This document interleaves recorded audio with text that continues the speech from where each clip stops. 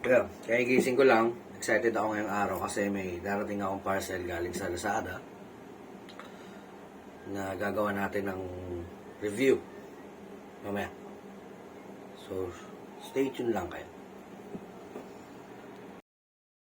A few moments later. Hello? Hello? Hello, sir. Good morning po. Good morning po. Ano, sino ba sila? Lazada po ito, sir. Okay. Sige, lalabas na. May darating kayo, sir, na high value. Baka po aalis kayo, sir. Paiwan na lang po ng payment. Dito lang ako sa bahay. Asa ka na ba? Nandito pa kami sa Atlas, sir. Nag-aayos pa po kami. Okay. Pararating lang po, copy pick up lang po. Baga, nag-info lang po ako para sakaling aalis kayo, sir. Sige. Sabay lang po kayo, sir. Kita. Alam naman po namin yung bahay niya. Okay. Bali, ano to, sir? 9,399 po. Sige, sir. Thank you. Ingat. Okay, sir. Salamat. Love ya. Okay po. Sige, sir. I love you too. Yeah. Oh my God! Wow! Yes, sir. Sige. Salamat. So, andyan na yung Lazada natin. Kukunin na natin. Excited tao. Ayan na siya.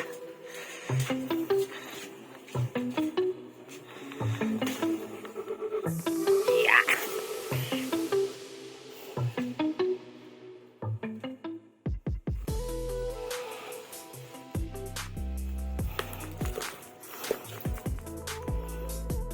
Ito ba yung tumawag kanina, kuya? Kasama ko po. Kasama mo. Sabi mo sa kanya, love you ulit. Picturean ko lang po. Sige.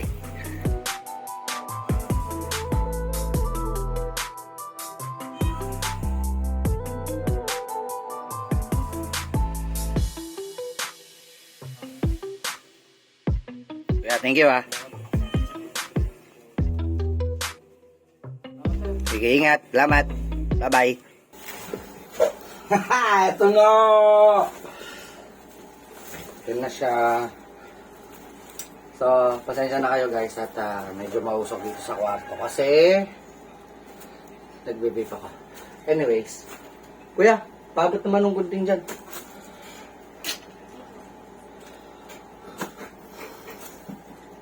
Okay, ito na ulit ako. Ang ganda nung nakuha kong gunting, di ba?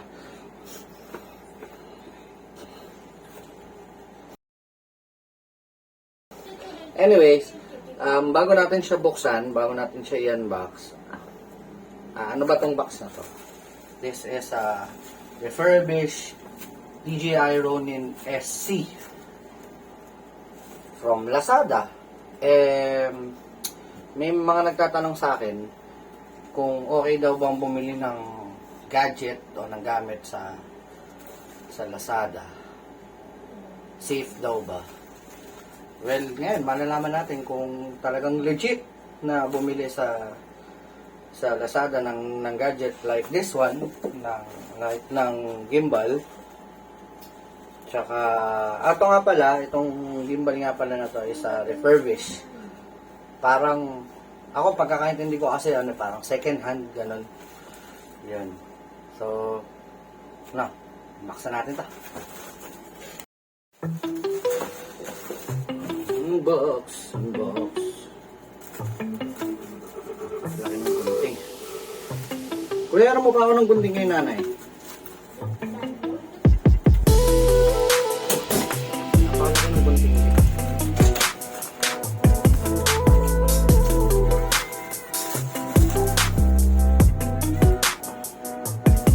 Okay, kumuha na ako ng gunting.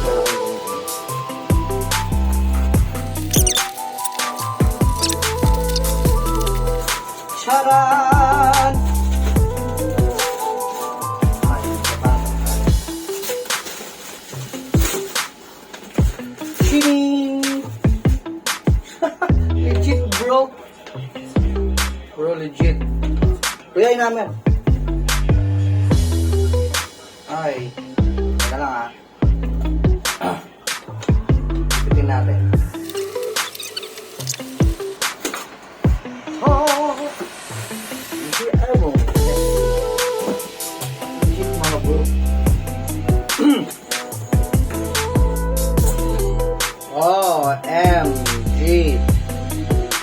And the big reveal. Oh my goodness. Oh my God! Wow! So ayan, yung package includes siyempre yung gimbal, yung battery pack na, tapos yung cellphone holder, yung tripod stand, and USB cables. Ayan, type C, dalawang type C to type, hindi, isang type C to type C, isang USB to type C, and isa pang type C to micro. Tama ba? Oo nga. Type C to micro USB. Ayan. Yung plate. Ang cute ng plate niya, no? Yung dating plate ko sa Ronin S malaki. And some tools and screws. Ayan, yung Allen wrench. Ayan.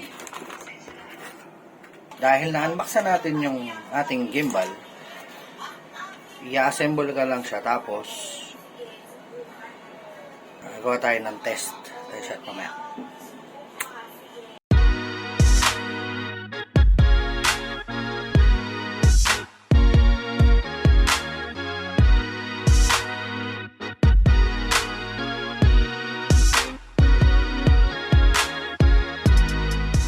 Okay, na-assemble na natin ngayon yung gimbal. Shout out nga muna pala kay Kuya Darius Papa, yung kaninang tumawag, tsaka yung nag-deliver ng gimbal natin. And sa DJI official store sa Lazada. Nasa description yung link nila kung gusto nyo umorder ng ganitong gimbal or ng iba pang DJI products. Dyan sa baba yung link. So yun, test na natin.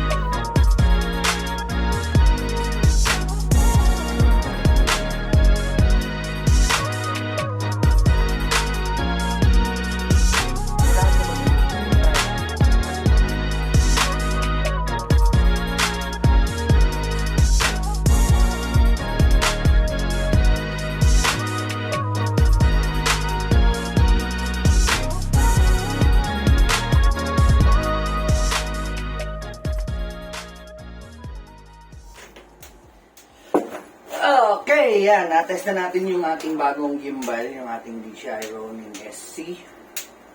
Dun sa previous video kanina, ang gamit ko doon ay yung aking Fuji X-H1 plus ang gamit kong lente ay 12mm f2. Tinest ko siya dun sa aking anak. Nakita nyo naman. So, okay siya. So, sa mga nagtatanong kung okay pa yung gimbal na to, kasi nga refurbished siya. Tapos yung presyo medyo nakakatakot kasi nga nakuha ko lang siya ng 9,400 sa Lazada. So ito na yung patunay na hindi siya scam. Ayun, so yung gimbal is good. Wala siyang problema as of now. Wala, malalaman natin sa mga susunod na araw kung habang ginagamit ko siya. For the price, hindi naman ako nagsisi. Actually, masayang-masaya nga ako ngayon kasi halos kalating taon na rin akong walang gimbal. Sa mga gustong bumili, gustong mag-purchase, gustong umorder sa Lazada ng Ronin SC, ng DJI Ronin SC, ilalagay ko yung link below. para hindi na rin kayo maghanap or hindi na rin kayo matakot o hindi kayo mag-alangan pagka gusto nyo bumili ng ganitong gimbal. Yun lang. Thank you for watching and please subscribe. Ano ko na?